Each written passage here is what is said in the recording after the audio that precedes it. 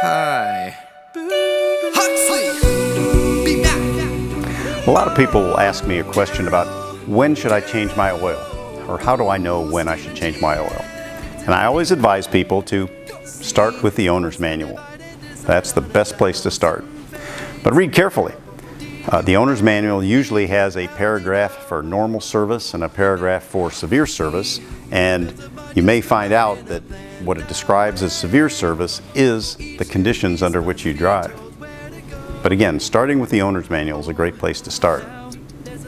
That said, the quality of motor oils over time has been improving by leaps and bounds. And in fact, almost all motor oils now that meet the popular or the current requirements are synthetic blends. You can't meet them with a non-synthetic blend, or you barely can meet the requirements.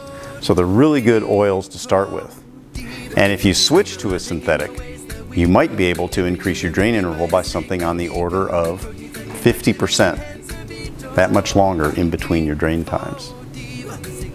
And if you really want to fine-tune things, and the most robust way to do it is to get into a sampling program.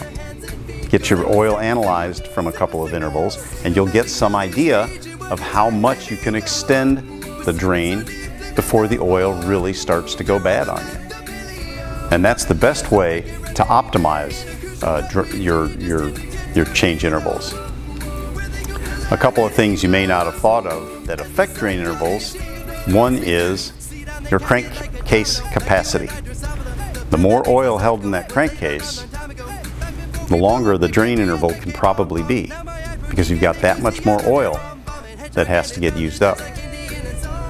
Also, if you drive a hybrid vehicle, a hybrid vehicle over a 10,000 mile period might only be operating half the time on the gas part of the hybrid and half on the electric. So that means the gas engine's really only seen 5,000 miles and not the whole 10,000 miles. So that plays a role in it too. If you do extend your intervals and you want to kind of keep an eye on things, you can do that by regularly taking a look at your dipstick. And certainly, if your oil in a gasoline vehicle, when you take it out, it comes out pitch black, it's gone over the edge.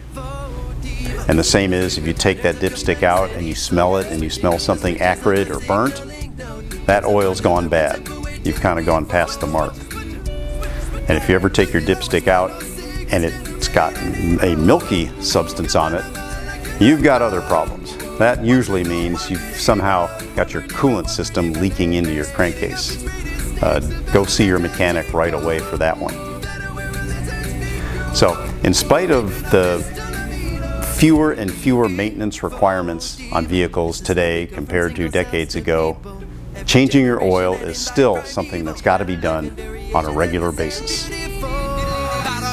From Devo to Evo, voyage of the Beagle, body plans evolve when proteins to the gene, better life's beauty grows. Aesthetic and Vivo, Evo, Devo.